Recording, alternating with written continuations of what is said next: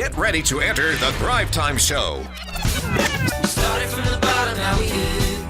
We started from the bottom and we'll show you how to get here. Started from the bottom, now we here. We started from the bottom, now we here. We started from the bottom, now we're on the top. Teaching you the systems to get what we got. Colton Dixon's on the hooks, I break down the books. Z's bringing some wisdom and the good looks. As the father of five, that's why I'm a dive. So if you see my wife and kids, please tell them hi. It's the CNC up on your radio. And now 3, 2, 1, here we go.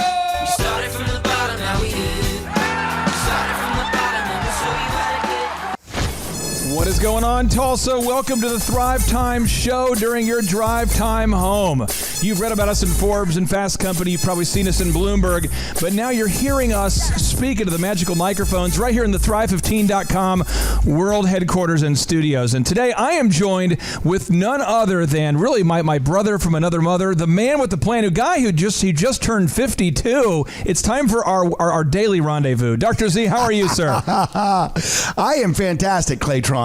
Now, you're a doctor. Is that true? I'm an optometrist, so I'm kind of sort of like one. You're just the entry level. I'm not like a real one. I'm kind of a pretend one. So. Well, we wanted to keep a doctor theme going, and so today we brought in a guy. He's really Tulsa's orthodontist of choice. He is a guy who really knows how to straighten those teeth. It is Dr. Joe Lai. Sir, how are you? Clay, thanks for having me. And just for the record, I'm not a real doctor. Oh, well. I'm just an orthodontist. Okay. So we have two non-real doctors, just two. We have an orthodontist and an optometrist. If things got bad, though, Zeke, do you feel confident you could pull stitches or put stitches into Dr. Joe should he hurt himself today?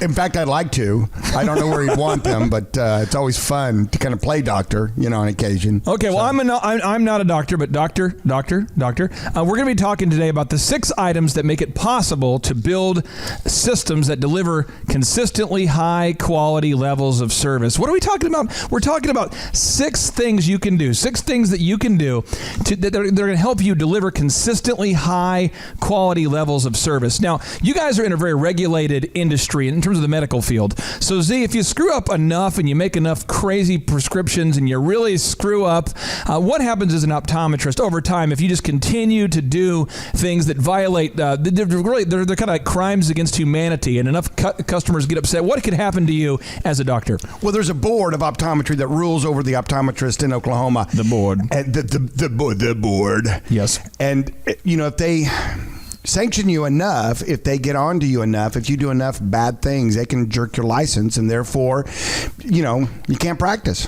And so we're talking today about these 6 things that you can do to basically take your level of quality control to a next level. But what happens is a lot of us listening right now, you're not in a regulated industry like a medical field, but you're in an industry where the customer is just not going to come back if you don't do a good job. And so item number 1 is you want to define the outcomes and the deliverables.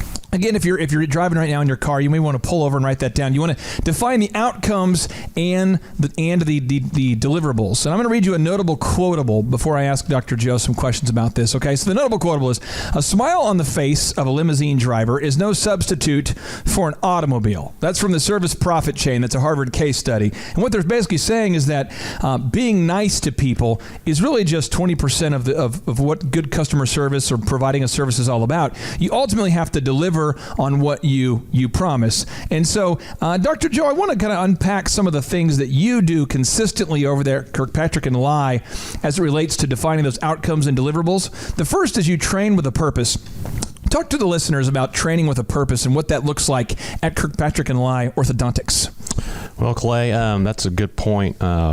You want to know where you're going, first of all. So what are you trying to accomplish? What's the outcome, and how do you deliver? So when you train with a purpose, number 1 for your employees, it sets a standard, an expectation of what you want instead of just kind of letting everybody do their own thing. And I find if you don't set a standard, there's kind of a drifting that occurs if you don't set that. Talk to me about when you actually go in there, and let's say you hired me today and I was qualified to work as an assistant for you. When you say that you're going to, kind of set the expectation, what does that look like? Are you talking to me? Are you giving me a video? Or are you giving me a lecture? What does that look like? Well, it's a good point. I just don't throw you out there on the floor and just say, hey, go for it. So I give a little training. We started a new thing. We had to put together a training manual. Yeah. And some people are visual learners and like books. That gets a little kind of a checklist things for them to do. Yeah.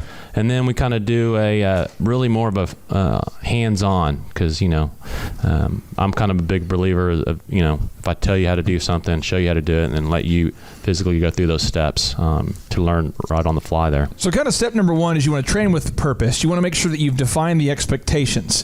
The second part is you want to have a training manual. Now, Z, you guys see thousands of patients per year over there at Z's, at Dr. Zellner and Associates Optometry. Talk to me about the importance of having a manual, as Joe referenced, to come back to. Why do you have to have a manual? Why can't you just have an oral tradition? Why not? You pass this along. You whisper it and pass it along, because back in school, whenever they'd get all the kids in a circle and they'd whisper one thing in the one ear, and then the next kid would whisper it to the next kid, and they'd play this little game where it went all the way around. And then it came back. The teacher would say, "Okay, what was said?" And it wouldn't be anything close to what was originally said. But if the teacher wrote down on a piece of paper, writing, like, or now you'd say maybe texting. Yeah, texting. The kid. Yeah. Send me a tweet, bro. Yeah, send me a tweet. And they pass that paper along. Guess what? It would be exactly the same when I got back. Okay, Imagine that. I want to ask this then, because I've met tons of entrepreneurs. I've coached with a lot of entrepreneurs over the years, and many entrepreneurs will come to me and say, I need help marketing, which is true in probably 10% of the cases. But 9 out of 10 times, what happens is they get new business, right? They start to get new customers. Yep. And what happens is they start to really screw up on an epic level because they don't have a manual. So I want to ask you, Joe, if you can remember back in the day at Kirkpatrick and Live, back in the day on this Throwback Thursday, maybe you were wearing like an old school, kind of an old school Shaquille O'Neal jersey. You and your partners are hanging out there. What was it like building a manual? I mean, how do you build a manual? Do you have kind of like a campfire? Do you get some s'mores? What is the process of making a manual? It's a great question. When I first started, we didn't have a manual. So, no way. Oh my gosh. Anarchy. Ouch. Anarchy. Telling on myself now. Okay. So what happened was I found myself having to repeat things over and over and over, as Dr. Z would say, was just mentioning. And I got tired of doing that. I felt like I was just talking to myself. So I asked, we broke each step down in the office, and I asked each one of my assistants to write down exactly step by step how to do each procedure. Yeah. What do you say? What do you do? Just bullet points, and then we condensed it and put it together just like you're writing a book. Years ago, I worked with a protein manufacturing company that's now gone on to do really, really well. And what happened was these guys were right here in Tulsa, Oklahoma, and they the founder was a genius. I'm just telling you, if you were around this guy, you would go, you are a genius. And he knew how to make custom, they call it custom compounds or custom supplements. He knew how to do it. What happened is he did it so well that other people came to him, and other people, and pretty soon a major manufacturer based in Dallas said, hey, we would like for you to custom manufacture all of these different supplements for us, and then we'll white label it. And it was a multi-million-dollar deal. This is a guy right here from Tulsa. And the problem was there was nothing documented. And I know in his case, what we did is we made a big whiteboard and we wrote out all the steps, like you said with your team. We wrote out all the steps, and what we did is as we wrote down all the steps on the whiteboard, we took a step back and we looked at it and we said, you know what? That isn't how we do it at all. It's actually this way. And over time, we started tweaking it, and pretty soon we developed this magical thing called a workflow. Wow. Now, Z, you guys see hundreds of patients per day. So I'm going to ask you, what is the maximum number of patients per day that an optometrist that works for you can see in a typical day before their brain explodes, scientifically and medically speaking? We're still pushing the limit. We're still trying to engineer the doctors through, protein bars and genetic engineering. Yeah. Between those two things, we're trying to see what that limit is. Just when they think they can't see another one. Do you want to go faster? I need to use that line. That's probably like the Himalaya. Do you want to go faster? How many patients on the How fast can you go? On the lowest end, on the lower end, what's the least number of patients that an optometrist who works for you will typically see in a day? On the lowest end. Oh, on the lowest end, couple dozen to 30 probably. 30? Yeah. 30 is probably the lowest. Yeah. And then on a peak day when things are rocking, what's the high water mark? I need to look that up to see what's the most anyone's ever seen in one day, but it could be, obviously double that to, I don't know that anyone's ever tripled that. Maybe- we have had some pretty busy days. Maybe 60 patients, 70 patients? Yeah, up in there. And all I'm saying is because when you were telling me that originally, we talked about it years ago, I know there's many optometrists that see a tenth as many people as what you guys see. And so talk to me about, Joe mentioned it briefly, why is it so important at your clinic to have on-the-job training with this tell, show, and do mentality? Why is it so important that you tell people what to do, you show them what to do, and you have them do it over and over and over before you really, let them go out on their own? It's efficiency. I mean, when patients come in, their time is as valuable as our time is, and they don't want to sit there and lollygag around all day long in your office. I think I'm going to try on frames for 6 hours. Is that okay? They want to get in. They've got busy lives. They got things to do. They got to get to their Facebook. They got to get to their MySpace. They got to get to all the things that are important to them that they have to do. Yeah. And so we want to be efficient, and the way that you get efficient is that everybody does their job efficiently and effectively, and so you have to train them to do that way. Plus, when you're sitting out there in the waiting room, you look at the people sitting there staring at you going, when's it going to be my turn? There's a sense of, come on, we got it. You have to step it up. Let's go. Well, I can say this, having known Dr. Joe here for years. Joe, when did you get married, my friend? When did you get married? Oh, I got married. It's been, man. You're at the Summit Club. I can remember like it was yesterday, but you've been married how many years total? Have you been married 45 years now, 107 years? How many years? No, I've been married exactly 13 years. 13 years. I remember when I first met you, I knew you were an orthodontist. I kind of knew something about that. But over time, you just keep getting positive reviews. Your business keeps growing. Kirkpatrick and Lai keeps taking off. And when we come back after the break, we're going to talk about how you hold people accountable. How you hold people accountable here to doing things the right way. Because we all make systems and checklists, but if they don't get executed, then we're not going to have any success. When we come back here on the Thrivetime Show, we're going to be talking about how to hold people accountable to the standards that we set. What is going on, T-Town? This is your co-host with the most, Captain Clay Tiberius Clark, and I am joined here, as always, with America's premier optometrist, a man who has reached the pinnacle of awesomeness. He just celebrated his 52nd birthday. It's Dr. Robert Zellner. How are you, sir? Great. For everybody out there that's dyslexic, I am 25, so hopefully we have some of those listening to our business talk show. Well, now we have a very special guest. We have another doctor. Normally we don't have two doctors, but we have another doctor. This is a man who's probably put more braces and faces than anybody, than any Oklahomie that I know. It's Dr. Joseph Lai. Sir, how are you? Man, I'm doing great. Great to be here on a Thursday.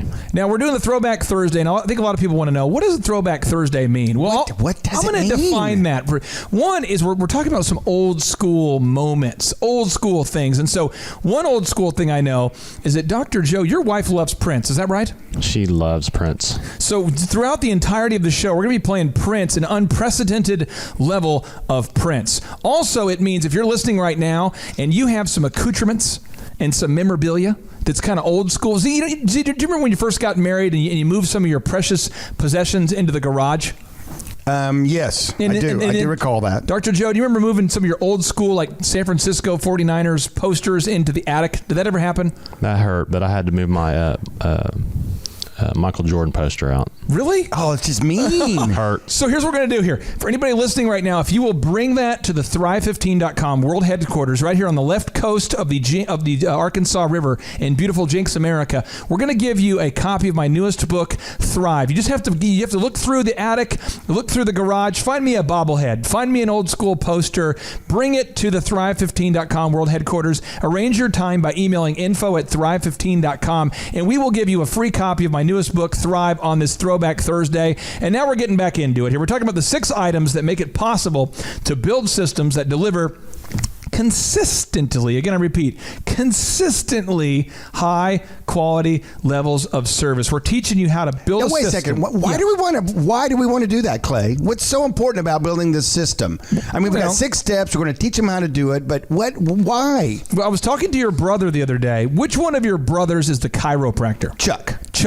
Now, Chuck. Or Charles. Charles, Dr. Charles. Anyway, so we were at your house, and it was your birthday. You were turning 52 there, and he was actually adjusting the vertebra of a dog. Did you see this? No, I heard about it. He's gone to school now to do some animal adjustments. He's real excited to do it on my horses. Okay, so he's adjusting a dog. He's talking about adjusting the dog. I'm watching him adjust the dog. And then just in small talk, he was talking about, I said, how are things going at your clinic? And he goes, oh, it's great. You know, we're getting so many referrals now. Word of mouth is huge. And I know at Dr. Joe's business, Kirkpatrick and Lye, referrals are a huge source of business. Now, if you're upsetting every single one of your customers, you're not going to get any referrals. Oh, I see now. And if you really screw up epically enough over time, if you're a doctor, there's malpractice lawsuits. If you're a contractor, you might have criminal violations. It's just not a good thing to charge people and then not deliver. So we're talking about item number 1, which is defined outcomes and deliverables. Item number 1, step number 1, you have to define the outcomes and the deliverables. Now, once you define them, though, you have to hold people accountable. Joe, you're a guy who doesn't love human combat. I mean, you don't seek out human combat. You don't go into bars looking for a fight. Talk to me about accountability and why. What is your method to holding people accountable? Well, I think once you set the standards, they kind of hold themselves accountable because they know what your expectations are. So when those are not met, they're themselves hold themselves accountable. You're listening to the Thrivetime Show on Talk Radio 1170. For anyone listening right now, if you've ever had to hold people accountable, I want to ask this question, Joe, on their behalf. Have you ever had to lose your mind? I mean, have you ever got to a point where you go, that's it, I'm going crazy? I mean, we've all seen our dad lose his mind at one point, or our mom lose their mind. You know, someone listening right now, you know what I'm talking about. You're still scarred with the memory of last time that mom freaked out. You know what I mean? You don't want mom to freak out. Have you ever had to lose your mind? Several occasions, unfortunately. Okay. And what is your process? I mean, do you lose your mind? Do you go ahead and get epic with it? Are you a breaker? Do you like to throw things? Are you calm? Do you kind of do a passive aggressive move? Just what's your take to holding people accountable when stuff really needs to, when people need to be held accountable? Well, by nature, I am passive aggressive. Okay. So I try to think about it, sit back, and but that's the problem. Over time, that aggression tends to boil and come to a head. So then when it comes to holding somebody accountable, you give them several chances. Yeah. Then you kind of just have to let them know. So I just kind of let it all go and tell them exactly what's going on. Now, Dr. Z, do you ever have to hold people accountable over there, or do people just magically all just do exactly what they're supposed to do at Dr. Zellner and Associates? You know, it's funny you should say that, because at my place, it's like, wow. It's like everybody just gets it. Everyone just gets it. Everybody knows what I'm thinking at all times. Times. And I can telepathically communicate with them. I think he wants me to be on time more often. And then they just know never, ever to do anything wrong. I would never do anything wrong. It's just like heaven. Wow. In my office. How do you do that? I mean, does that violate labor law to create a heaven, almost a nirvana state at your office? No, it's a bug you implant in their brain when you first hire them, and then you can actually control them via. I've got a little board that just kind of controls, and so no, I tell you what, I have to lose my mind. When I was younger, I must admit, I was a little bit more passionate about losing my mind when someone repeatedly did things wrong. Yeah, and as I have matured, he's kind of a big deal now. Nothing phases him. As I have matured, I take a deep breath and I step back and I try not to remove their head off of their shoulders. Here's a move that I've discovered recently, and you can correct me if I'm wrong in this. I've discovered that I've been consistently screwed over so many times that I no longer actually have the energy to get intense about things sometimes, but I sometimes have to pretend, Z, to be intense so that they remember. Ooh. So sometimes I'm holding someone accountable, right? And my inner dialogue is going, holy crap, how many times have we talked about you leaving the proper voicemail and following the script? So I want to just be like, hey, follow the script. But sometimes I have to put on a little bit of a laser show. And sometimes I have to be softer. Sometimes I have to crank it up. Each person, you have to kind of deliver it a little bit differently. But I found that humans are emotional. No. This just in from our home office. Now we're talking about again, the item number 1 is define the outcomes and deliverables. And Dr. Joe mentioned earlier, you have to set the expectation from the very beginning. You got to set the expectation. Now, item number 2 is you have to define the workflow and the step-by-step processes, which we talked about a little bit earlier. But Dr. Joe, why do you have to have checklists over there at Kirkpatrick and Lye? Why can't people just remember everything like you did when you went through medical school? Well, I mean, it's a very difficult job. I mean, there's lots of steps that if you miss one step, you might as well just forget it. Start over. Like if you don't put the little wire that attaches all the braces together, you're off. Yeah, you might end up with the tooth up by your eye or something. I don't know. All right. Well, we're talking about item number 2, which is define the workflow and the step-by-step process. Now, when we get back, we're going to walk you through all of the steps needed to make a workflow and a step-by-step process. Here with Dr. Joe Lye with Kirkpatrick and Lye Orthodontics and Dr. Robert Zellner. We have a lot of doctors in the house today. Doctor. We are getting we're breaking it down to almost a medical level of precision.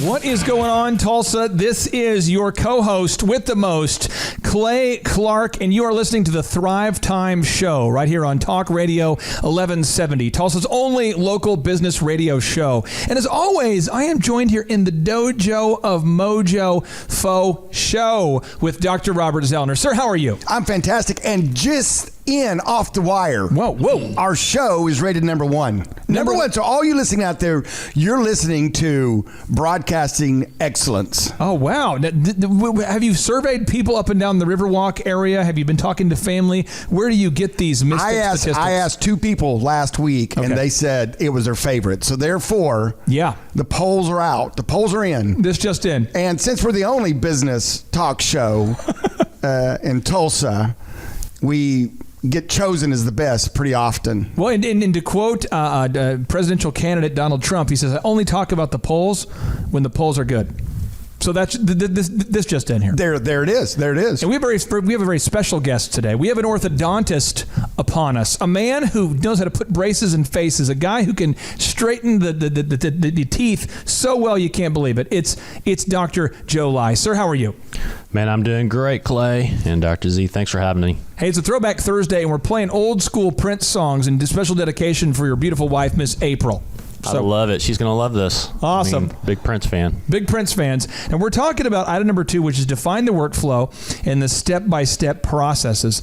And the idea is that if you know how to make a widget or how to do a thing and enough people like what you do, then eventually they're going to refer other people, and pretty soon you're going to have to teach multiple people to do what you do. The things that are common sense now aren't common because somebody who hasn't done it as much or doesn't have as much experience as you now has to do this. So, Z, I want to start off by asking you this. As an optometrist, how many patients were you seeing before you started to hire another optometrist? At what point did you get to where you said, okay, I know how to do this, now it's time to hire another guy to help me? What was that level like? I remember distinctly coming home and just flopping, just like I had no energy left. Like I didn't have enough energy to take one more step. I mean, I was just wrung out, worn out. And my wife comes rushing over to me. Are you okay? What's going on? I said, I'm so tired today. I'm so worn out. I had the busiest day I've ever had. And she said, well, how many did you see? What happened? And I said, well, I saw 16 patients a day. And I was wiped. Wow. But then I was doing everything. I had one employee back then. Corneas and retinas and just pupils. Corneas and retinas and pupils. Just naming things lions I know about and tigers and bears. Oh, my. But what happened was, though, I think it was probably about, and then now, you look at 16 and you go, oh gosh, that's nothing because you have the support staff. That was weak sauce. It was weak sauce. Yeah. But now, we try to get our doctors to where they can see that 30, 40 range comfortably in a day and then maybe push them more to that. So I probably took me about 3 or 4 years before I started doubling up doctors, on the days now. And what were the times where you realized, oh boy, I better make a checklist for that? I mean, what were some of the basic things? Was it checking people's people in? Was it checking people out? I mean, when did you start to realize I need some checklists? I can't just keep repeating myself over and over, as Dr. Joe mentioned earlier. Well, you pretty early on, because what happens is that, I know I've been to school and I knew how to do everything. Yeah. But I hired someone off the street who didn't really know anything. And so a lot of things that I thought were just kind of common sense, like you washed your hands before you helped a person, put their contact lenses in. You think, okay, that's kind of old school, man. I never wash my hands ever. I just keep it, I like the smell of the human body. Boom. or you think, hey, having my employees clean the bathrooms, that's kind of common sense. I mean, who wants a dirty bathroom, right? I mean, you go in. We never clean the bathroom over there at the bait shop, ever. at the bait shop? Basically. Oh. Overall. Well, that's probably or my truck, or is there a bathroom in your truck? Yeah. Okay. So some things, and that's what I encourage everybody out there listening right now. You're thinking, hey, I want to start my own business one of these days. Yeah. Early on, make your checklist. Go through everything step by step. Write it out. Look at it. Walk through it. Because a lot of times, you think, okay, yeah, this is what it is. And when you really write it down and really study it, you may say to yourself, yeah, that's not what we do at all. I will tell you, this is an example of what not to do that I'm going to share. It's almost like a confessional. Oh, I love it when you do let this. It go. I love it. Back in the day, we had a company called DJ Connection that I started, and when we would load up all the equipment into the van, I knew just kind of visually what I needed to bring. I knew I needed an amplifier, I needed CD players, I needed mic stands, I needed all these accoutrements. And so we booked a pretty big event in Dallas, Texas. Now, we were based in Tulsa, and an event planner saw one of my guys DJ and said, will you be willing to drive down to Dallas? And we had never done an event in Dallas, but I said, sure. So I sent a guy down to Dallas. He brought the CD player. He brought that mic stand. Joe, he brought all the good music. Yeah, and he did not some Prince. Well, he brought some Prince for sure. We had 1999. We had Kiss by Prince. A lot of great Prince songs. But the one thing that we did not bring was an amplifier. We didn't bring an amplifier. Oh. So we're down there at Chapelle. It's called Chapelle des Fleurs. This is in Flower Mound, Dallas. This is a wedding venue, kind of like Tarp Chapel. If you're familiar with Tarp Chapel. Fancy. Yeah, a lot more granite than Tarp Chapel had at the time, but it was kind of a wedding chapel. And the DJ's down there and goes, I don't have an amplifier. So I had to send a guy to buy an amplifier, to bring him out the amplifier. And this sort of stuff would happen about every fifth or sixth show, where we would barely get it done every time. And I had the guys set up early enough that we never completely screwed up a wedding, but it was so stressful because you thought, oh yeah, imagine it'd be like sending airplanes into the air and going, did I remind the pilots to get fuel? And so it was always kind of a weird deal. And so when we get back, we're going to talk about specifically, because Dr. Joe over there at Kirkpatrick and Lye, he has to have patient records. They have to see new patients. They have a sterilization process. They remove the braces. They have to have a checklist for how to take impressions. They have all these things and systems and services they're offering.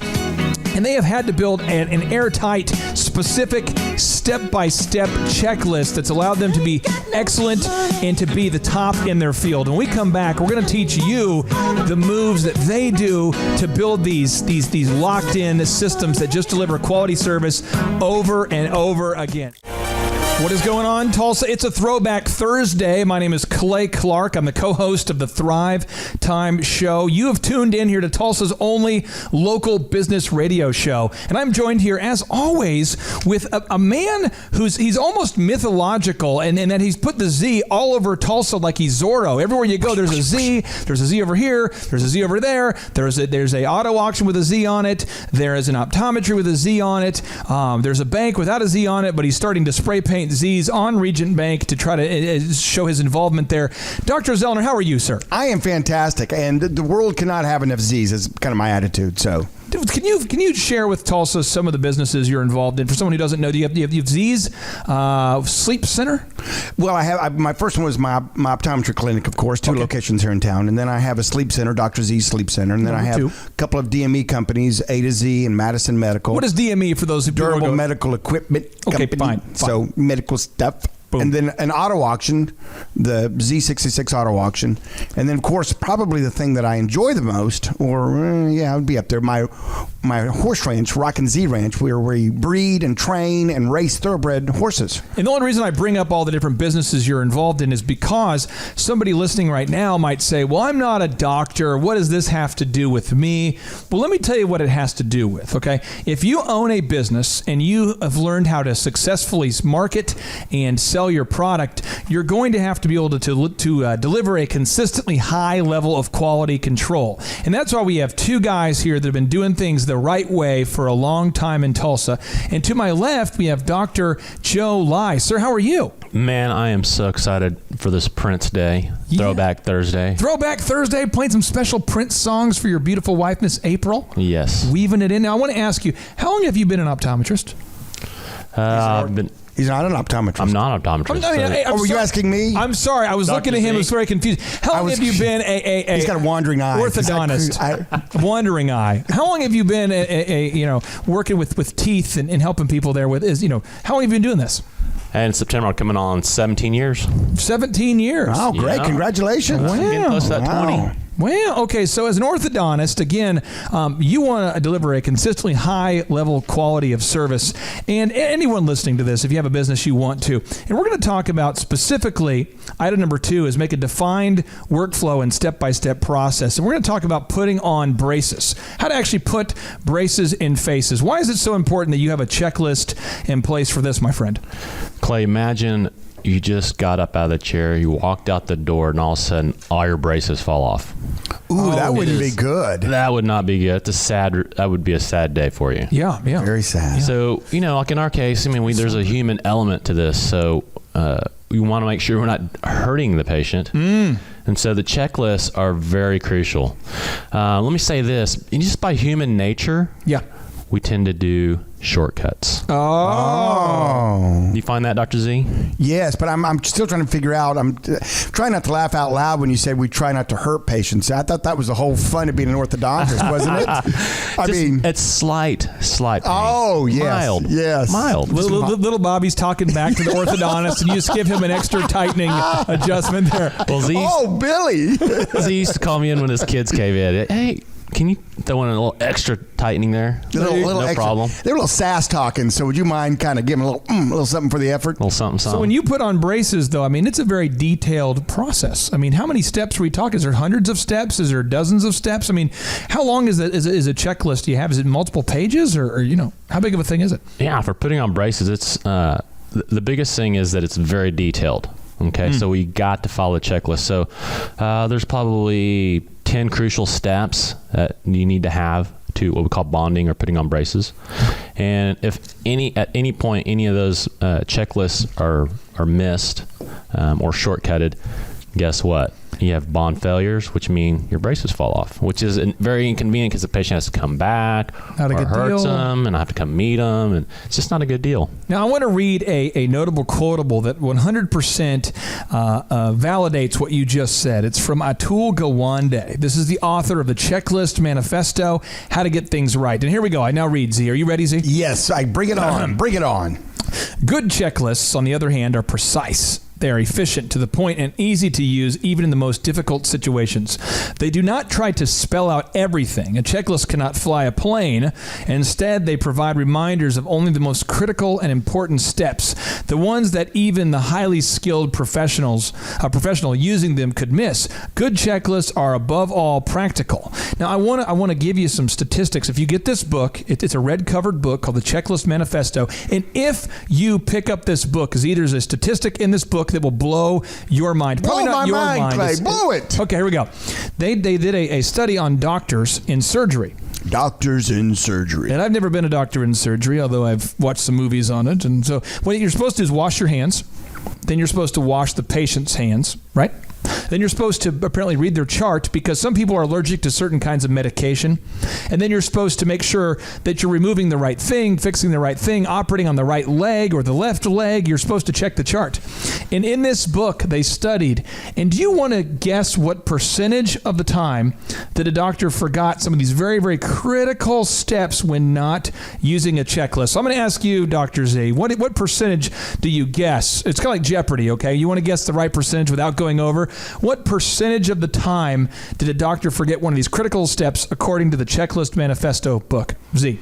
I am going to say, through much deliberation, 37.3%. Okay, that's his. He says 37.3%. That's his guess. Dr. Joe, what is your guess, my friend? I was going to say 50, but let's go with 45. Now, in the book, they discovered, and again, maybe they were being a little bit nice, they were discovering basically 1/3 of the time when a doctor did not use a checklist, they were missing one of those steps. Now, here's... Ding, ding, ding, I win. And here's where it gets really crazy, is that when they started surveying doctors and asking them why they're not using a checklist, the doctors started saying they felt like they were above a checklist. You're listening to the Thrivetime Show on Talk Radio 1170. Like it's common sense. Like I don't need a checklist to remind me of that. I do it every day. I do it every day, man. This is what I do. It's what I'm paid to do. What I do. I went to school for this. What are you talking? Why you got to give me a list? And this is what they do. Is they start to say, you saying I don't know what to do? Well, is that what you're saying? And I'm gonna. And is that what you're saying? I don't know what to do. I'm calling you out. I'm saying without. Are you saying I don't know what to do? I am attacking you. Yes. Now I'll say this. Now this is not just in doctors. This is all different industries. And so he went in and studied construction. He studied airplanes. Flying airplanes, and he found out that consistently that these small airplanes that were crashing all across the country. You know why they were crashing, Z? Because I'm gonna take a wild one. I'm gonna take a flyer on this. Yeah, small They planes. did not follow their checklist. Yeah, so basic maintenance wasn't being followed. They're running out of gas in the air. They're kind of looking over. Yeah. I remember. I'm going to tell you a stupid story, but this is funny. Back in the day, I used to drive a Tahoe that we rented, or I had a Tahoe that I bought, but it was back in the day when we were still renting DJ vans. So every weekend we'd have all these weddings we were doing, and I didn't have enough money to buy the vans, so I would just rent vans. Well, one weekend we were out of vans to rent. We couldn't rent anymore. And so, Z, I got my buddy's Tahoe. This is an old school Tahoe. Can you picture in your mind? Like a throwback Tahoe? A throwback Tahoe. Okay. Now I'm with you. Big, huge vehicle. This thing was a gas guzzler, and it didn't have a fuel gauge on it where you could tell where how much fuel was in it. And he told me this. He said, make sure no matter what, you always fill up for gas about every hour and a half. Just do it.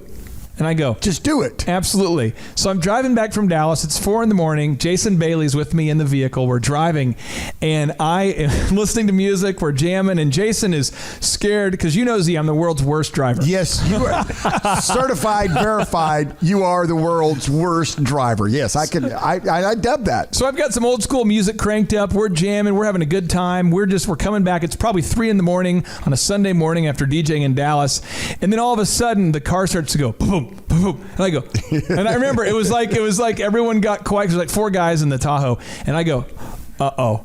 And Jason looks at me and says, what do you mean, uh-oh? And I go, I think I forgot to get gas. Uh-oh. And for those of you who know what it's like to travel from Oklahoma City to Tulsa, if you don't pull over and get gas, there's a long stretch where there's no place to pull over. And so we were hoping and praying and wishing that we would just run out of gas at a gas station, because I did not make a checklist. I did not have a system, and I forgot something that was very simple. Now, luckily, we rolled in on fumes.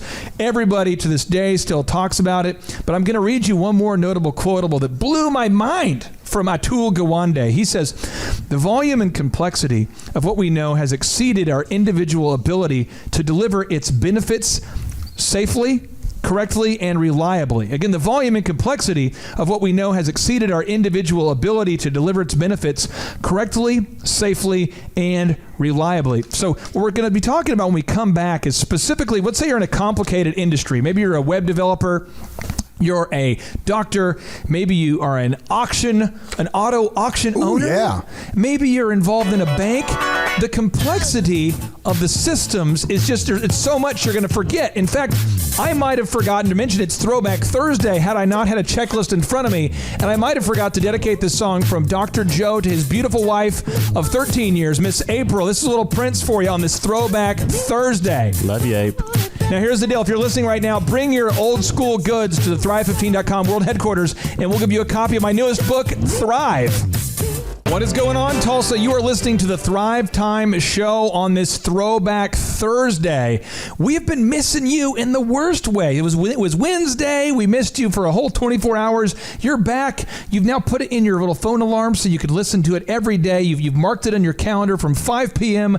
to 7 p.m. every day. It's almost audio utopia. And I am joined here with the man with the plan, an optometrist who just knows what he's doing, a guy who's built so many checklists that he's become an authority of systems. It's Dr. Robert Zellner. Sir, how are you? Utopia. I like that. Yeah. I think that may be the first time you've used utopia in your opening comments. I have a plethora of adjectives that I will be unleashing on your cranium later today. Just something more to look forward to. Yeah, I tell you what, you look as though you have kind of an alacrity, kind of a cheerful excitement to learn something new today. I'm excited. I very much have an alacrity. Is that what you just said? Alacrity. Alacrity, yes. It's a I'm one of my favorite lacrified. words. Okay. I'm lacrified. Now, I'm joined here with a guy who's more intelligent than really both of us. He's also an orthodontist. It's Dr. Joe Lai. Sir, how are you? Man, I am humbled to be here, but when I heard it was Throwback Thursday, I was like, I can wear my parachute pants and my Vans. Now I'm wearing a throwback jersey. I'm wearing a OSU jersey, Oklahoma State University jersey. This is from back in the day when Bryant Reeves was on the team. Remember that, Z? Bryant Reeves? Yeah, big country. Sick. Unbelievable. Now, we're talking about specifically how to build these systems that are going to allow you to build a high-quality level of consistency, where these 6 items that make it possible to build systems to deliver a consistently high-quality level of service. And we're on item number 3, move number 3. The checklist, the tools, or the systems that allow you to actually delegate the completion of a process. So someone is listening right now and they go, I feel bad when I delegate. I feel bad. I shouldn't do it. I should do it. I feel like I should be the one who makes all the cakes and I should see all the patients. And Because it's my business. That's my business. And maybe a customer told you, I used to like the business more when you're the one who made all the cakes and you worked 70 hours a week. Because your sugar's magical. And so you're starting to feel almost guilty that you're building a business that now can operate without you. And so rather than making these checklists and systems, you just keep making those cakes. You keep seeing those patients. You refuse to delegate. So Joe, I'm going to start with you. Dr. Joe, I'm going to start with you. Who decides when to delegate in your business? I mean, at a certain point, who decides, okay, at Kirkpatrick and Lye, this is something that we can delegate? Who decides? That would be the doctors. So my partner and I say, hey, we're just, when you can delegate is because you have systems and checklists, so it allows you to delegate. And you want to be cost effective. So it's, if I'm doing everything and not entrusting my assistants, then I'm not being cost effective with my time. So when they are allowed to do certain procedures, it frees me up to talk to my patients. I had a situation this week that made me lose my mind, and you tell me how you would react to it at Kirkpatrick and Lye. I delegated an item to somebody. I chose to delegate to this person, and this person decided to delegate to somebody else. Remember, I delegated to somebody, and then they delegated to somebody else, and that person they delegated to didn't get the job done. And I pulled them aside, and I said, listen, when I delegate to you, you can't delegate to somebody else. Ooh, they delegated the delegation. Yeah, and they said, well, I think it was the best use of my time.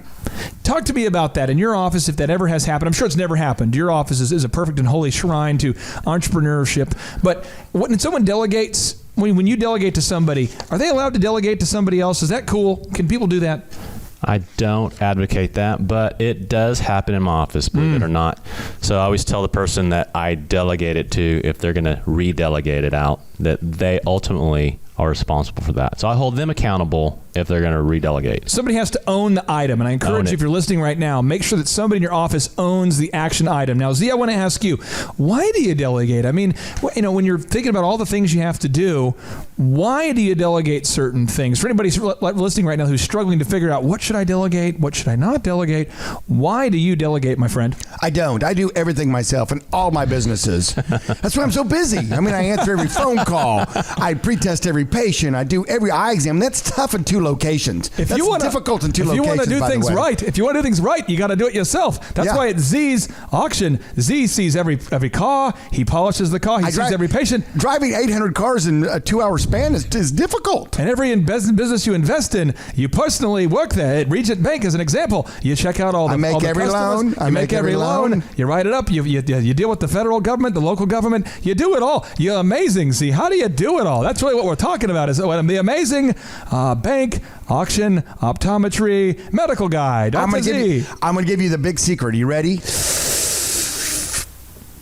You think you can handle it? I don't know if I can handle it. Emotionally, you're kind of leaving me on a cliffhanger here, my friend. Can I just let the helium out? You're listening to the Thrivetime Show on Talk Radio 1170. I've got a secret. Okay, what is the secret? And I don't share this. Is the first time I've shared this. Oh, wow. Because this is how I can do everything. Okay, here we go. I'm ready. The fax machine. I just fax myself everywhere. It hurts the first few times. I know it's scary. It's scary out there, and trust me, you get finally it gets to where it doesn't hurt as much. And you put your body in a fax machine, and then you just hit the button, and then boom, it works. It works every time. Unbelievable! They're not teaching this at college. Whoa! So I want to ask you though, why do you delegate? See, why? So you can get more stuff done, of course. And I tell you what, it was so fun. When I first started off, it was me and I had 1 employee. For a total of 2. 2 of counting us. At home. 2 of us. 2. And what she didn't do, I did. Whoa. And so then whenever I got to hire my 2nd employee and delegate some more stuff to them, it was so exciting. Yes. Now, so exciting. Someone's listening right now, though, and I'm going to go through a checklist of things that you could delegate. I want to ask you your thoughts on this, okay? Okay, all right. I have been accused of over-delegating over the years by people that are I would say ignorant, but this is what they'll say. They'll go, you can't ethically... The ignorant means you just don't know. They say you can't ethically delegate someone picking up your dry cleaning if they're an employee of yours. But yet I've done it for years. What? Huh? They say you can't because it's personal use. It's personal. You can't do personal projects for you. But do you delegate things like this? I mean, do you take pride in picking up your dry cleaning, Z? Do you take pride in that? Would you ever delegate? Not only do I pick up my own dry cleaning, I go in the store and do the dry cleaning myself. Okay. So, but I do not feel bad about having any of my employees do anything that I require them to do. I'm paying them. Who says that I can't, change what their duties are for that day? I mean, and I've delegated over the years. Just examples: go to Office Depot and pick up ABC 1, 2, 3. Have you ever delegated something like that, or do you like to do that yourself? I mean, this is not. Is this Russia? It could be. This is not Russia. Okay. We actually, Oklahoma is an at-will to work state. Unlike Russia. Unlike Russia. And if I told one of my employees to do something they didn't want to do, it's not Russia. They could say, you know what? I will seek gainful employment somewhere else because I don't want to stop by and pick up your dry cleaning. Exactly. Now I don't want to go outside the building and pick up trash. Now I want to ask somebody listening right now. I want you to ask yourself right now.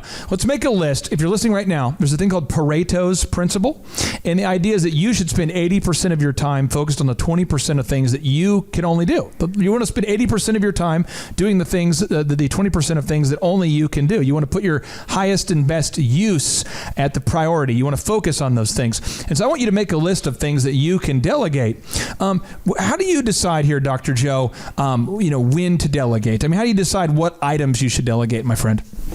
Well, I want to make sure that I do the things that I'm trained to do, which are the technical parts and the things that allow me to use my brain and my training, and not the peripheral things that the patients want me to work on. So I just decide what's important. Like you said, the 20%. The 20%? One of the things that I found out in my profession, optometry, is that as you go through optometry school, it's a big deal to learn how to do the stuff. The stuff. The stuff. The things. The things. To push this button, to look over here, to pay attention to this, all the moves, all right? Look at that cornea. It's a great cornea. And then there's a portion of it that says, okay, now once you gather the information, then here's what it means and here's what we do, all right? That retina looks good. So when I hire a doctor, I sit them down and I say, listen, here's the way it works. You can be a technician and you can, get paid $12 an hour, or you can be a doctor and get 6 figures. It's up to you. And they look at me like, what are you talking about? So, whenever I tell them, I say, when you go to the doctor, does he measure your height? Does he take your history? Does he check your temperature? Does he do all those things? No, a nurse does, right? Or a healthcare assistant does those things. Yeah. And so one of the things that happened that I saw in my profession is that they really identified being an optometrist to collecting that data. That was the move. They had to collect that data because that was what was being a doctor. There is a notable quotable that I want to read that totally piggybacks on what you just said. This is from Michael Gerber, the best-selling author of Baby Food. Michael Gerber, from the book. It's the E-Myth book series. He says, with no clear picture of how you wish your life to be, how on earth are you going to live it? What is your primary aim? Where is the script to make your dreams come true? What is the first step to take, and how do you measure your progress? How far have you gone, and how close are you to getting to your goals? The reason why that quote just jumped off the page to me is because you have designed your life in your head, Z. I know, Dr. Joe, you've done this. You've designed your life. Dr. Joe, how many kids do you have at last count? Four. 4 kids. And Z, how many kids do you have? 3. And I have 5, so I win this game. Yes. Wow. Team Clark. No. But the thing is, I have a vision for what I want with my life. You have a vision, Z. You have a vision, Dr. Joe. And one of our visions we have, I think the common vision we all share, is we don't want to spend our entire life just doing the same repetitive task over and over and over while not being able to go out there and pursue our dreams. And the whole purpose of starting a business is so that you can turn your dreams into reality. So for some reason, if you've built a business and now your business has become almost a vehicle that you're trapped in. Instead of being a vehicle to get you to your goals, it becomes a vehicle that you're trapped in. That's where you don't want to be. And you don't want to be there. You don't want to do it. Now, coming up, we're going to talk to you about move number 4. You want to know what move number 4 is? Come up next.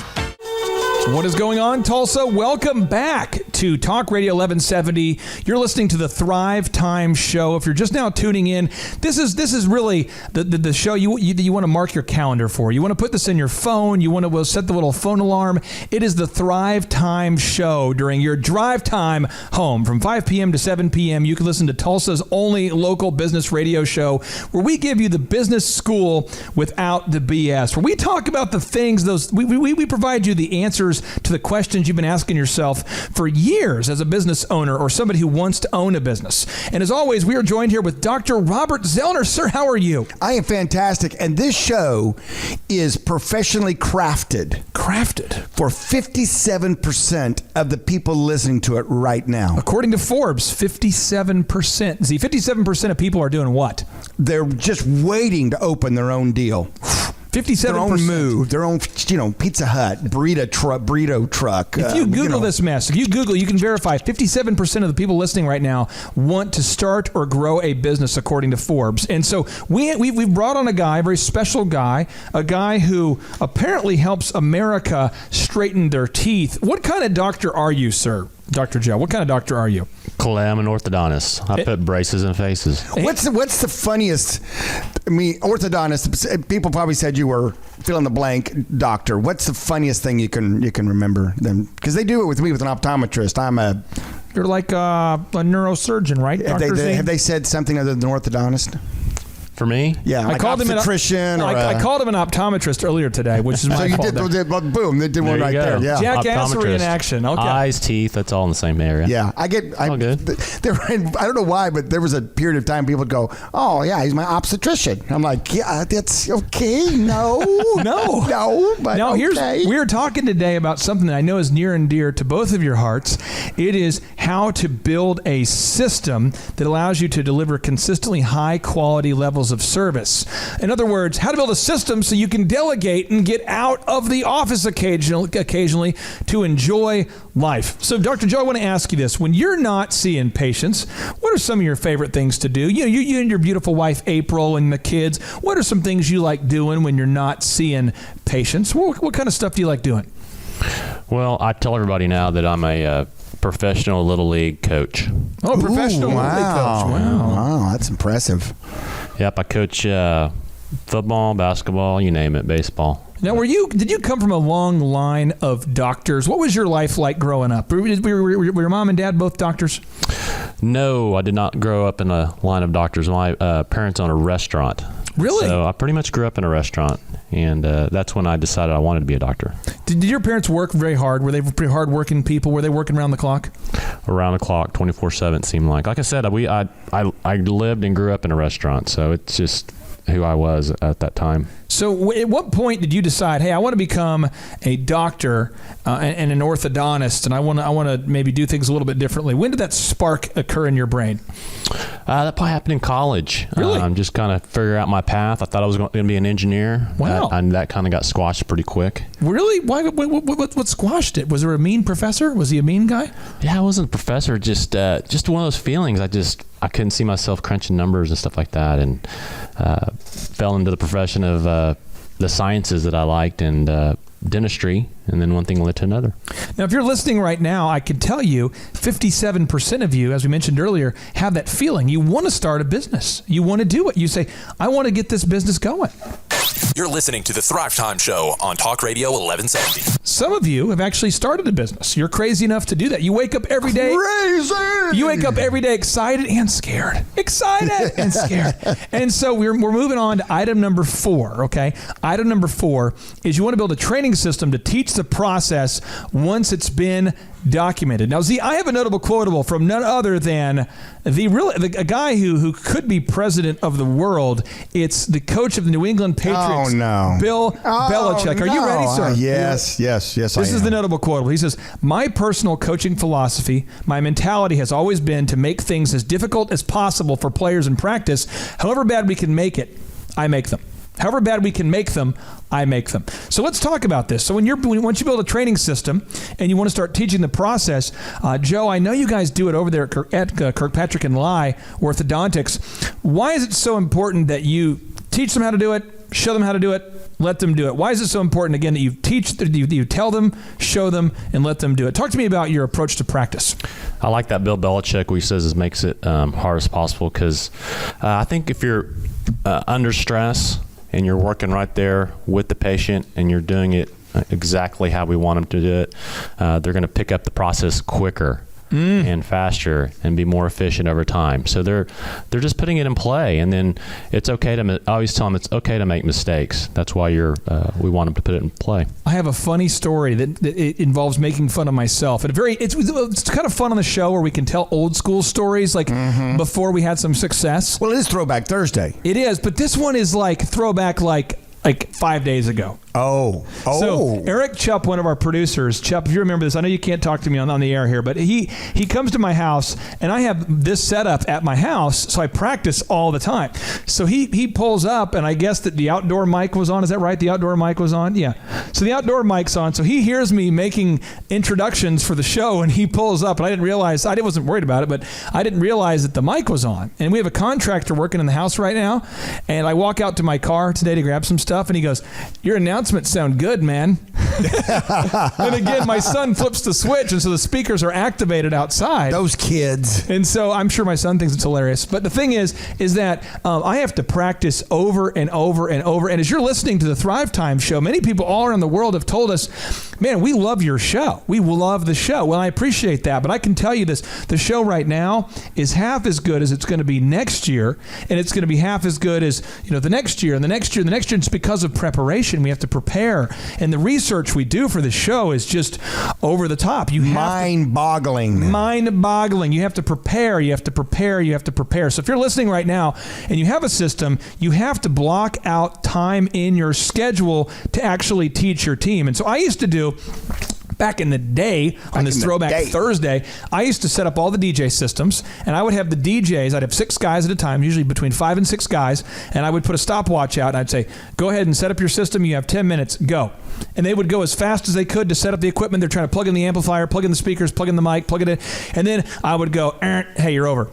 And the guy was like, man, I have 2 hours to set up. Why would I want to set up in 10 minutes? I go, because if you can set up in 10 minutes, then 2 hours isn't stressful. Then what I did is after they would set it up, I would unplug random things, And they would have to troubleshoot and figure out what wasn't You working. Belichick them. I did You Belichick them. People used to drive by at 91st and Lynn Lane, and they would see all these guys with like 8 different sound systems setting up, taking down. It was like the Olympics. And I did that because I didn't want the stress of the daytime performance to overcome people, because it's so hard to be an entertainer when you're stressed out. It's almost impossible. Since it was like the Olympics, did you give out medals? I did not give out Was there like medals. a medal ceremony with the stage set and all Our that? equipment did involve various kinds of metals. Yeah. There was all different kinds of alloys Okay, and metals, and yeah. so we didn't. No, we did not. Well, on this Throwback Thursday, since Dr. Joe is here and Yes. he loves his wife, and his wife April loves Prince. All Yes. of our outtakes, we're doing Prince today. We're going to Prince. What do you have in store for us? Joe, you have the mic. Say anything you want to your beautiful wife. This one's dedicated to you, April. Oh, yeah. Dr. Z. And April, you can't see it, but he's got a little tear in his eye right now. I think there's going to be some romance going on tonight. This just in from our weather center. I see a chance for romance here at the Kirkpatrick and Lai home office of Dr. Joe Lai. It is a Throwback Thursday here on the Thrivetime Show. You're driving home and you're thinking to yourself, Throwback Thursday, what does that mean? What does that mean? Let me tell you what it means. I mean, it means that you're listening to Tulsa's only local business radio show. But we're people. We're people of the people. We represent the people. We live right here in Tulsa. And we know that if you're in your car right now, let's say that you're a lady and you're in your car right now, you know that you moved all your husband's favorite accoutrements and memorabilia into the attic. Line item number 1, when you got married, you said, move all your stuff into the garage, move it into the attic. And so now he has a Jose Canseco poster. Oh, yeah. He has a David Robinson Dream Team bobblehead somewhere in the attic. A stuffed squirrel somewhere. A stuffed squirrel somewhere. And so we're kind of our offer to you is if you will bring that unused sports memorabilia or that accoutrement to the Thrive15.com world headquarters and studios here off of the Arkansas River here in Jinx, America at the Riverwalk, we will give you a signed copy of my newest book, Thrive. But you have to bring it this week, and then we're going to incorporate it into the studio set here. We're going to incorporate it into the studio set, so you have to bring some good swag. You can't bring some weak swag. No weak sauce. Z, what's your favorite old school sports memorabilia that you are the owner of, my friend? Oh, man, you put this right there. Bam. I've got an old football that was signed by every quarterback of the Dallas Cowboys. Really? Well, I don't have Dak Prescott on there now, but yeah. I had Tony Romo on there. But it goes all the way back to my favorite, Roger Staubach, who was like the definition of a man. Now, Dr. Joe, back in the day, Dr. Joseph Lai here with Kirkpatrick and Lai, our special guest. Did you have an old school team back in the day that you cheered for? Were you a big sports fan? Did you have like an old school favorite sports team you were really hot for back in the day? And back in the 80s, are you kidding me? The Lakers. Lakers. Magic, Showtime. Oh, yes. Somebody's listening right now, and you have a James Worthy poster. You have a Shaquille O'Neal poster. You have a Kareem Abdul-Jabbar poster. You've got something kind of the hook. The sky hook. Bring that here. We'll give you a signed copy of the book.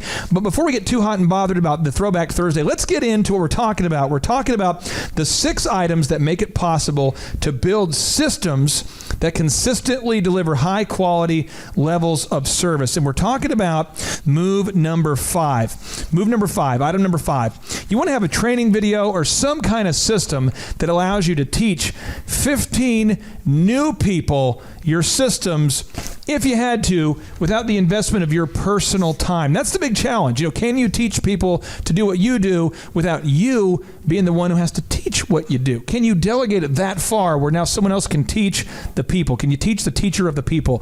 So I want to ask you, Z, how do you, at this point, if somebody starts at your optometry clinic, who trains the new people? Do you train all the new people? Who's training all the people? I tell you what, though, I just want to pause for a second. Yeah, sure. Because it was this concept that led you and I together down this path we're walking down right now. We're walking down a path together. Walking down this path. Yes.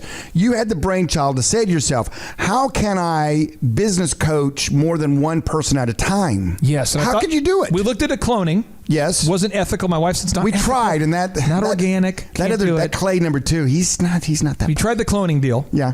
We tried the hologram game. We tried we watched that Tupac video where Tupac does a live concert, Michael Jackson does a live concert. Yeah. Didn't look that good. Yeah. So we came up with another idea. And that was Thrive15.com, where what we did is we did training videos to where now we can train millions of people. Millions. It's been confirmed, millions of people at the same time. How to start and grow a business. So we did it. We did step number 5, and that's what led us together to do Thrive 15. So if people want to get on there and want to get marketing videos. $19 a month. Bam. If people want to get on there and learn about leadership, they can learn from like David Robinson. $19 a month. I mean, like David Robinson, NBA Hall of Famer. And for $19 a month? Just $19. So it's video, they got online training templates, that kind of thing. But let's get back. Let's say that you're listening right now and you own a bakery, you own a photography business, you own an orthodontic practice. We hope if you do own a competitive orthodontic practice that you will stay out of Tulsa. Otherwise, the good folks at Kirkpatrick and Lye will just dominate and you will only have the leftovers. Dominate. They will dominate you. No, but all seriousness, how do you go about training people at your office? I mean, do you personally now train every single front desk person that starts, Dr. Joe, or how does that training process occur? No, I used to. Here's the problem. Okay. When you're first starting out, like Dr. Z said, it was just you and a couple of assistants. You had the time. Yeah. Okay. So time we cannot buy. And as you get busier, you find, I just don't have that 10 minutes or 5 minutes. So again, you delegate that to your senior staff member to train the new person coming in. And I will say this, on this Throwback Thursday, I was thinking about, I've been married now about 15 years. Oh, yeah. And one of my one of my pursuits that I keep chasing, I love just chasing my wife around. Z, can you relate to this? Oh, yeah. I'm not sure what to do once I catch her exactly. You know, kind of sort it out as it goes. But the thing is that I can never find enough free time with my wife and my 5 kids. And it seems like there's always one more thing to do at work. There's always one more thing to do at work. And what I like to do is I like to ask myself when I have a thing in front of me, would I rather do this or spend time with my kids outside of that 9 to 5? And I've started in the last 5 or 6 years going, during 9 to 5, let's get crazy. What if I don't even want to do that work at all 9 to 5? What if I want to actually spend time with my wife 9 to 5? Z, do you actually spend time with your wife and kids during the 9 to 5 day? Yes. What? I know, it's crazy. You've built systems that allow you to do this? Systems. Do you ever feel bad? Let me think about that. No. Have people ever made you try to feel bad that you spend excessive amounts of time with your wonderful wife and your beautiful kids? No, not at all. Really? No. People cheer for you. They're excited. They're excited. They're kind of more questioning sometimes. I mean, they're more, how are you able to do that? What's going on? Why aren't you at work? We're going to teach you when we come back in our final segment. We're going to teach you about how to design the life you want because you have these systems that you've designed. We're going to teach you how to come up with copious amounts of free time as a result of building these airtight systems. What is going on? You are listening to your new favorite business show. It's Business School without the BS. It's the Thrivetime show. We're here on this Throwback Thursday talking about something that so many entrepreneurs struggle with. So many entrepreneurs, if you're listening right now and you're saying, I just don't know how to delegate. Every time that I delegate, no one does their freaking job, and then I just want to do it right, so I wanted to do it myself, and you're tightly controlling every aspect of everything. We're going to teach you how to just kind of delegate, and then that way you can enjoy your life. You don't have to be the one who does every single aspect of every process in your business. So we're talking about item number 5, which is make a training video or a system that allows you to teach new people without you personally being the one to do it. But I want to read this little notable quotable here. I want to read this notable quotable, and then Dr. Z, I want to get your take on this, and Dr. Joe Lye with Kirkpatrick and Lye, I want to get your take on it. Notable quotable. It says, the difference between great people and everyone else is that great people create their lives actively, while everyone else is created by their lives, passively waiting to see where life takes them next. The difference between the two is living fully and just existing. That's Michael Gerber, the best-selling author of the E-Myth book series. Z, why is it that great people always seem to be contrasting where they are versus where they want to be? Why is that a universal thing you study, or you see as you begin to study great and successful people? Therein lies the rub. Ooh, the rub. The comparing happens because you have a goal. You have a target. You got somewhere you want to get to. You follow? So if I look at my day to day and I say, listen, that's not what I had quite planned for my day, then I can make adjustments on what I need to do different to get to what I want. And I think that's what successful people have, is they have that goal, they have a target, they know where they want to get to. Because if you don't know that, then you're just kind of like a boat without a rudder. I mean, you're just kind of just wherever the wind blows you. I guess I'm doing this today. Now, Dr. Joe, I want you to unpack this next notable quotable, because this one relates to you guys. The Kirkpatrick and Lie, if you've ever been there, if you haven't been there, let's say that you have your kids, they want to get braces on. Maybe you don't have a lot of money. You have no money down, great financing options there. But you go there and you go in there and you go, okay, I've heard about the no money down thing, so maybe the financing options have led you to find Kirkpatrick and Lie. So you bring your kid in there, and there you'll be greeted by an army of awesome people. You have great technicians, you have great assistants, great people. There's great people everywhere. It's like a quick trip of orthodontics. It's great people there. And one guy that you might not see when you first walk in is Dr. Joe, because he's probably back there doing something else. But you have a great team. And so I'm going to read this notable quotable, and I want you to unpack it. It says, if your business depends on you, you won't own a business. You have a job. And it's the worst job in the world because you're working for a lunatic. That's Michael Gerber, best-selling author. So I want to ask you there, how would your business be different, my friend, if you were the one who personally had to do the insurance and check the patients in and check the patients out? How would your life be different if you were the one-man band and you did every aspect of the orthodontic process? I would see one patient. Like one a day? One a day. And I'm good. Oh. Now, That's it. I specialize in one patient. So how have you been able to get your team to be accountable when it comes to doing the paperwork properly, my friend, and doing the insurance properly? How have you been able to do that?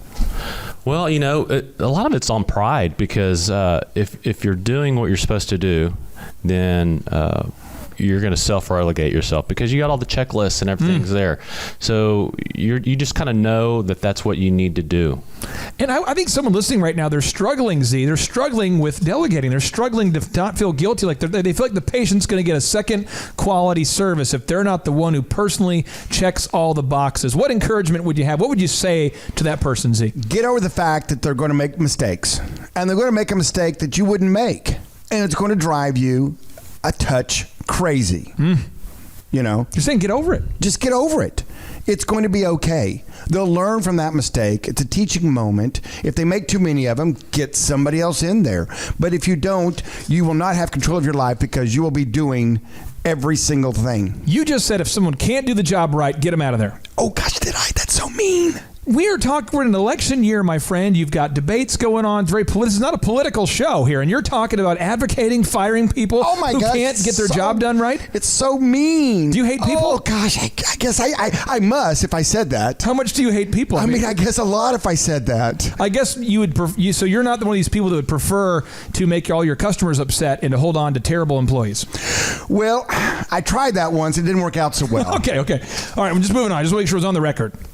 You're listening to the Thrivetime Show on Talk Radio 1170. And so item number six to help you delegate like a boss, okay? Like a boss. You want to have a quiz-based system to basically to find out if your people actually know what they're supposed to be doing. Now, maybe you have a quiz, like a formal quiz. Maybe you have a formal test. Whoa. You just don't trust them?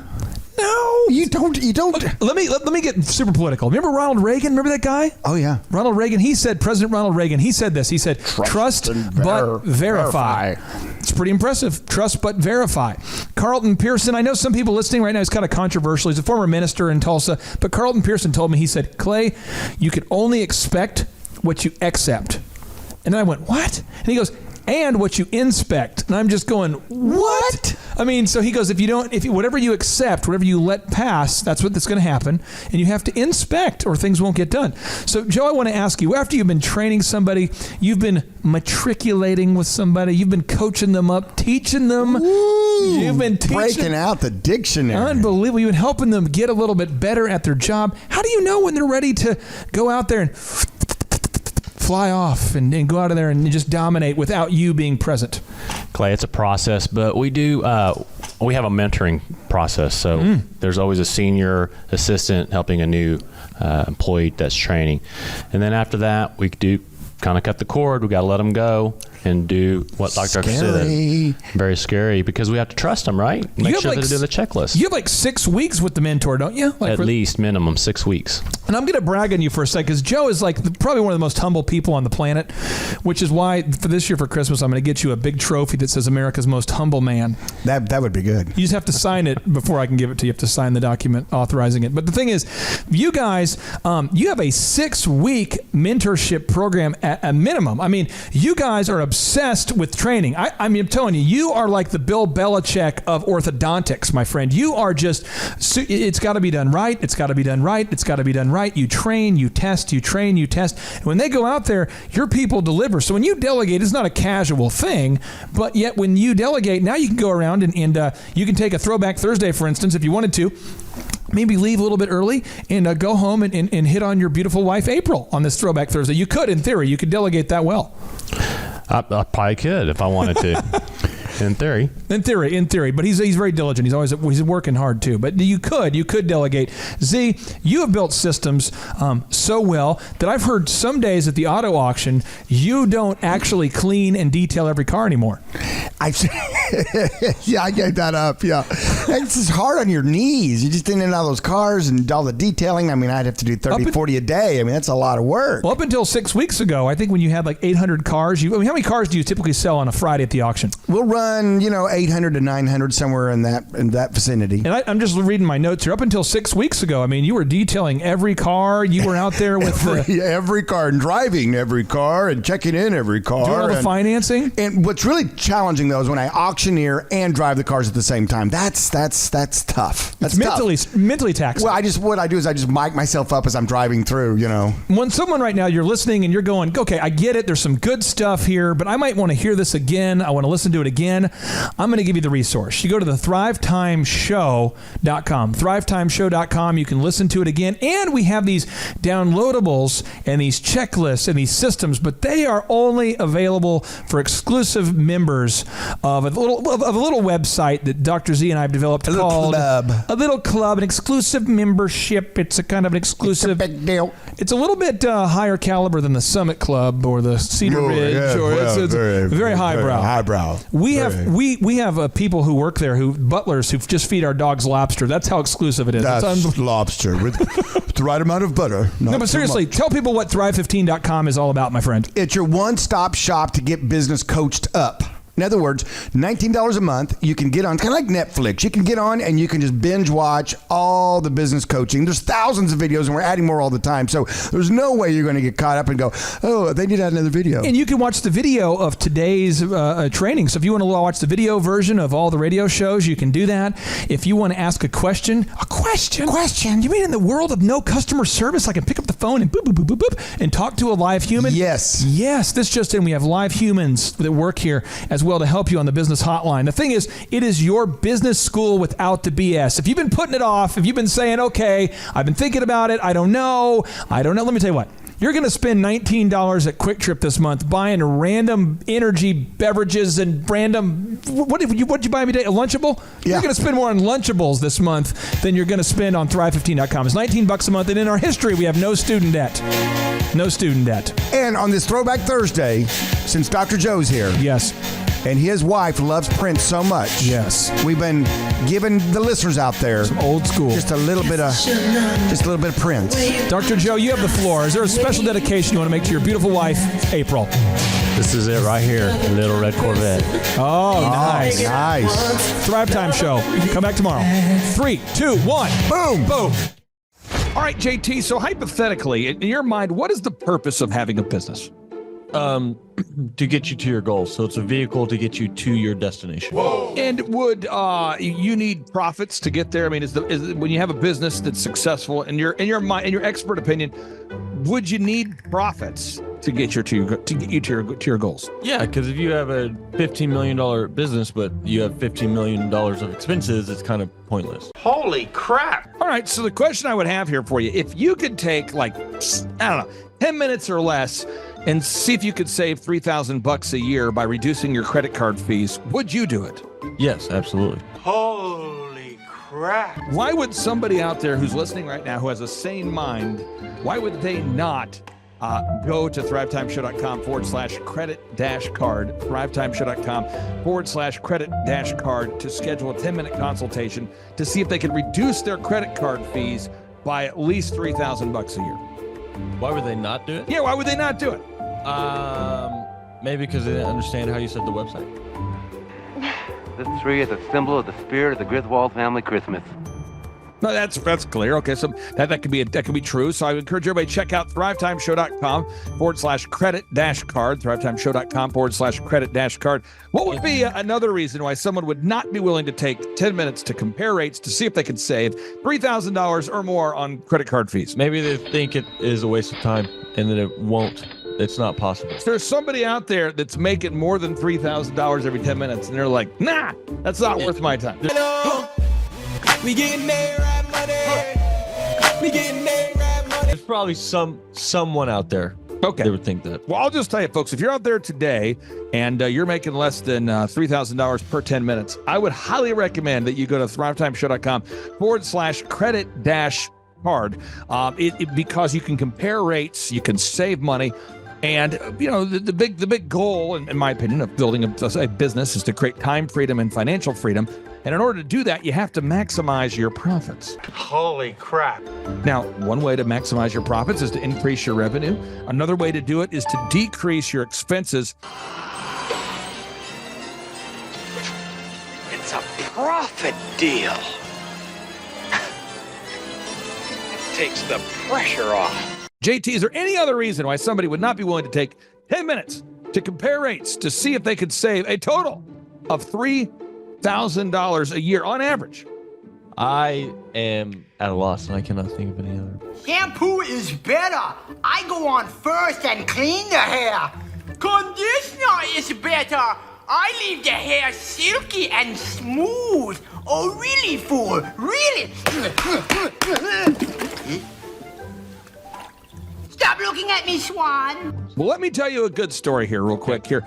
I actually, years ago, compared rates with this company here called IPS. It's Integrated Payment Services. And I scheduled a consultation. I don't know that I was skeptical. I just thought, whatever, I'll take 10 minutes. I'll compare rates. I can't tell. You can tell me I'm a doctor. No, I mean, I'm just not sure. But can't you take a guess? Well, not for another 2 hours. You can't take a guess for another 2 hours? And in my particular case, I save over $20,000 a year. Holy crap. Wow. Which is, like groceries when my wife goes to the organic stores. Find everything you need today? Yeah. Great. Okay.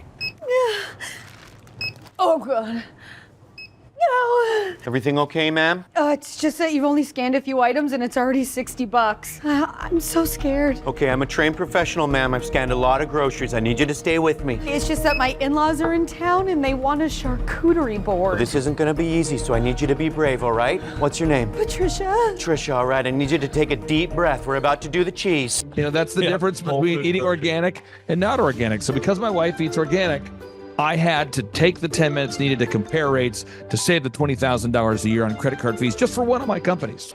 One question. What's the brand name of the clock? The brand name of the clock, Rod. Do we have name of the clock? It's an elegant from Ridgeway. It's from Ridgeway. Let's Buy the clock. and sell the fireplace. So I encourage everybody out there, go to thrivetimeshow.com/credit-card. You schedule a free consultation, request information. A member of our team will call you. They'll schedule a free consultation. It should take you 10 minutes or less. And they're going to compare rates and see if they can't save you more than $3,000 a year off of your credit card processing. You were hoping what? I wouldn't owe you money at the end of the No, day. you don't owe us money. Because at the end of the day, the goal of a business is to create time freedom and financial freedom. In order to do that, you need to create additional profits.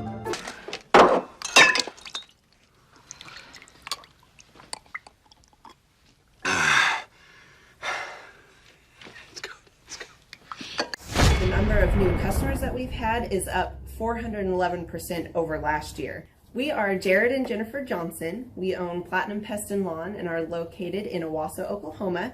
And we have been working with Thrive for business coaching for almost a year now. Yeah. So what we want to do is we want to share some wins with you guys that we've had by working with Thrive. First of all, we're on the top page of Google now. Okay. I just want to let you know what type of accomplishment this is. Our competition, Orkin, Terminex, they're both $1.3 billion companies. They both have 2,000 to 3,000 pages of content attached to their website. So to basically go from virtually non-existent on Google to up on the top page is really saying something. But that's come by being diligent to the systems that Thrive has, by being consistent and diligent on doing podcasts and staying on top of those podcasts to really help with getting up on with their listing and ranking there with Google. And also we've been trying to get Google reviews, asking our customers for reviews. And now we're the highest rated and most reviewed pest and lawn company in the Tulsa area. And that's really helped with our conversion rate. And the number of new customers that we've had is up 411% over last year. Wait, say that again. How much are we up? 411%. Okay, so 411% we're up with our new customers. Amazing. Right. So not only do we have more customers calling in, we're able to close those deals at a much higher rate than we were before. Right now, our closing rate is about 85%, and that's largely due to, first of all, like our Google reviews that we've gotten people really see that our customers are happy, but also we have a script that we follow.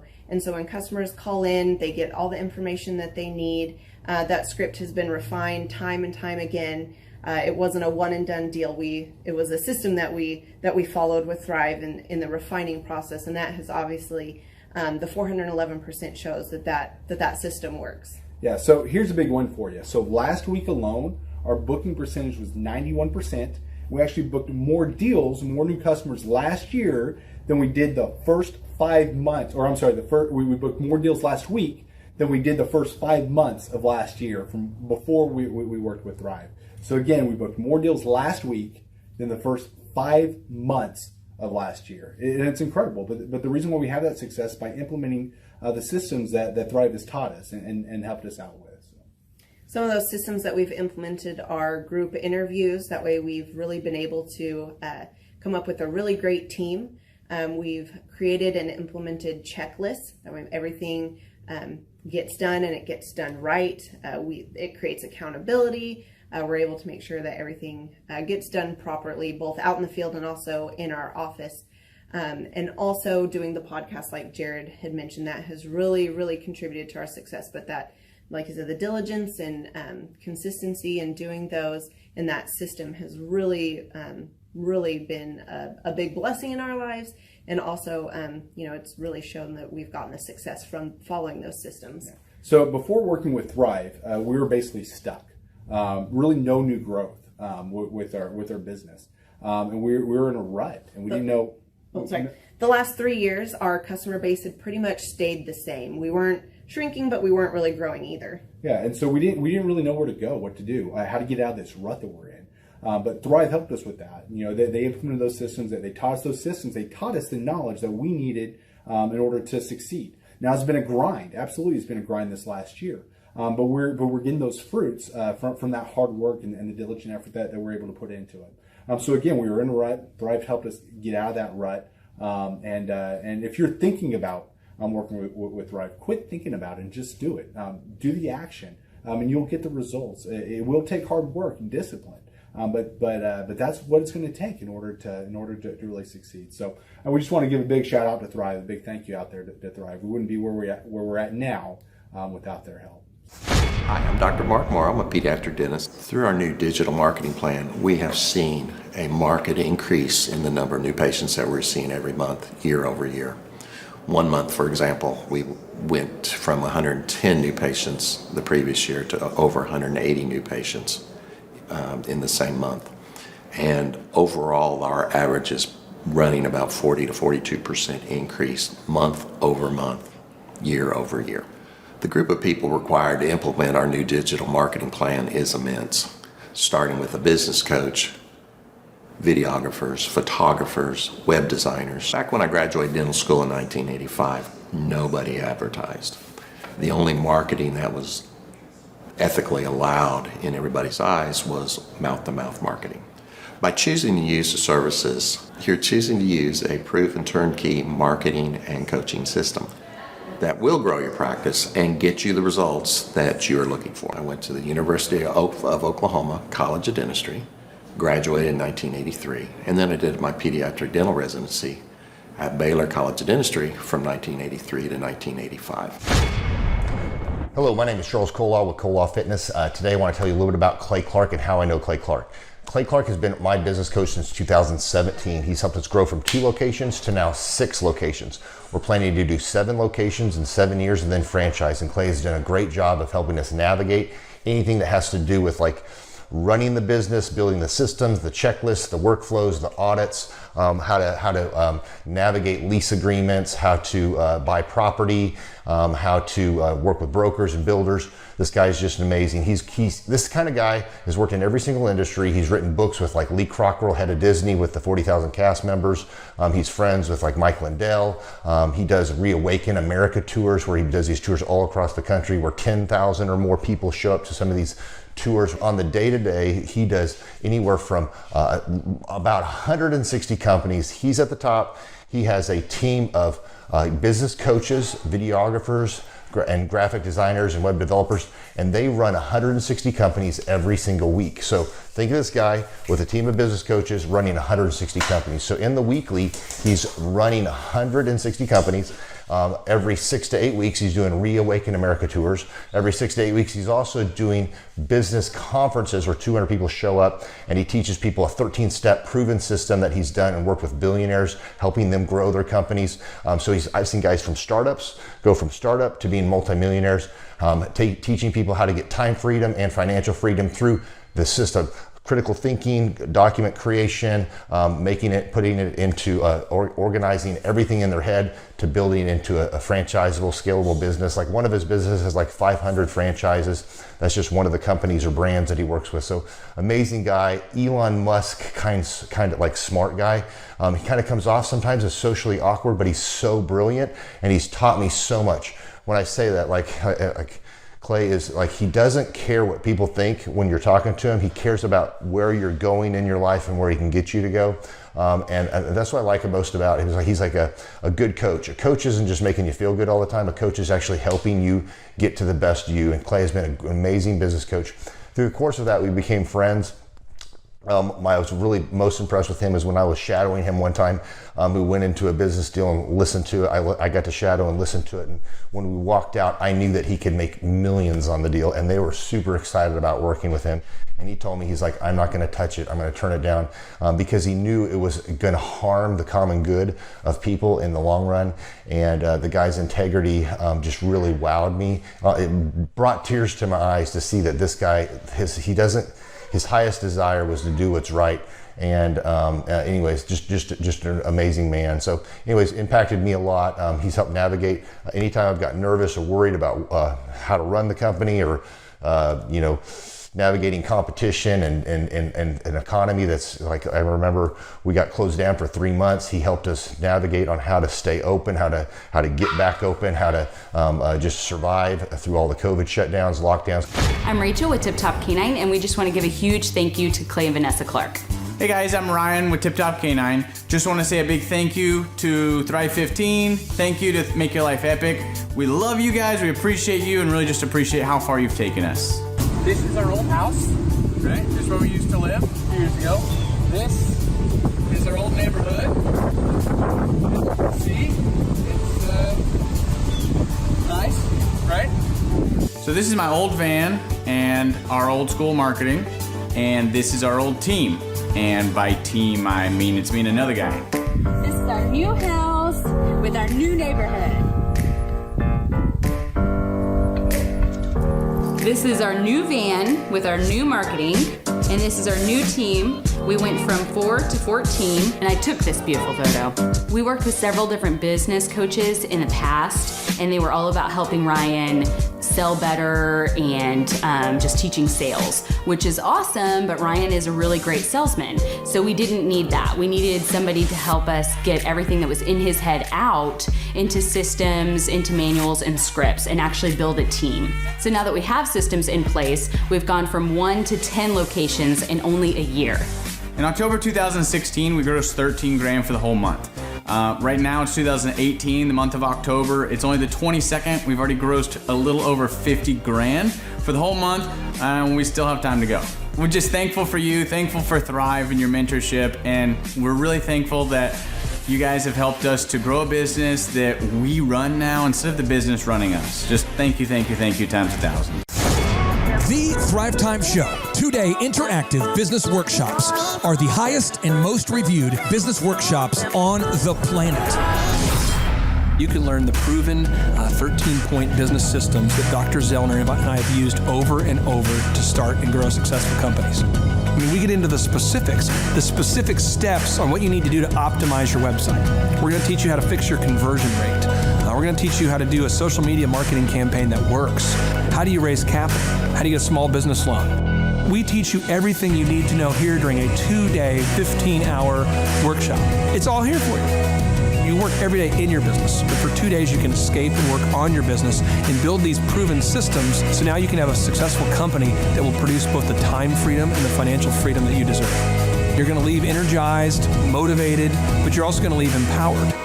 The reason why I've built these workshops is because as an entrepreneur, I always wish that I had this. And because there wasn't anything like this, I would go to these motivational seminars, no money down, real estate, Ponzi scheme, get motivated seminars, and they would never teach me anything. It was like you went there and you paid for the big chocolate Easter bunny, but inside of it, it was a hollow nothingness.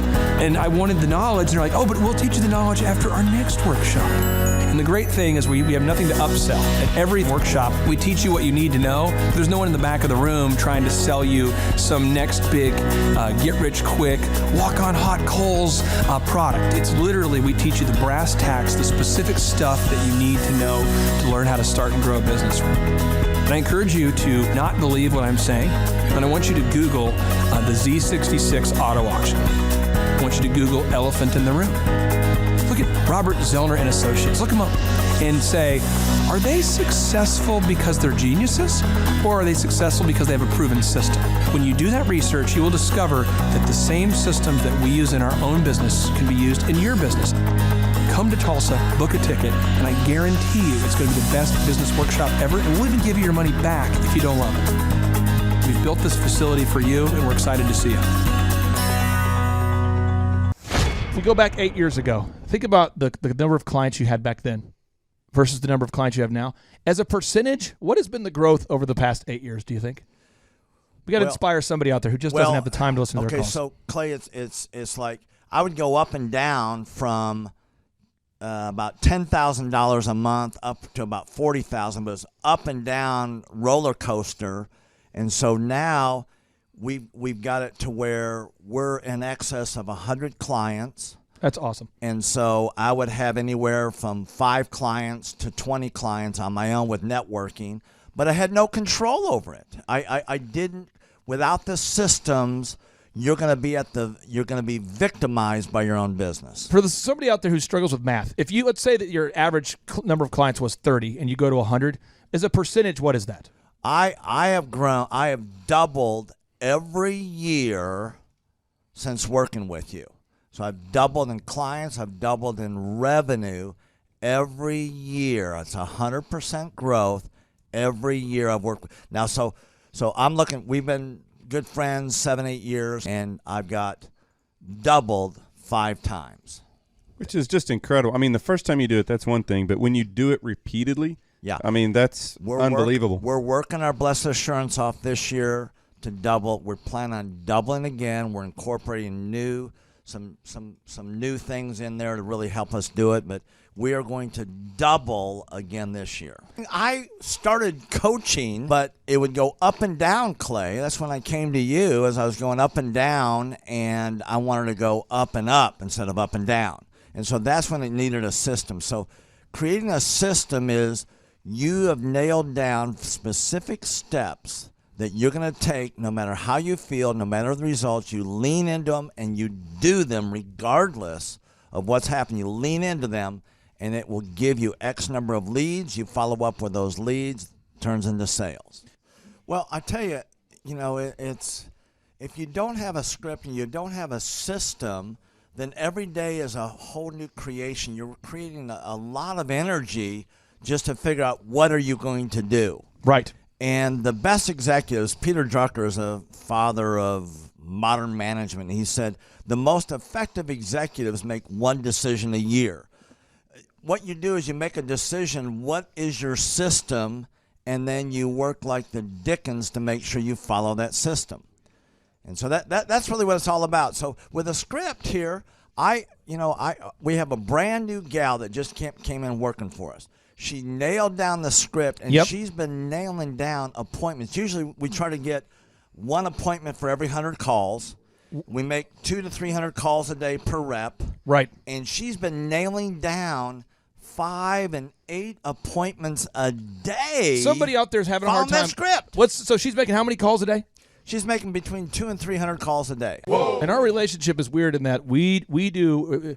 If someone were to buy an Apple computer today, and or let's say you bought a personal computer, a PC, the computer is made by, let's say, Dell, but then the software in the computer would be Microsoft, let's say, or Adobe or whatever that is.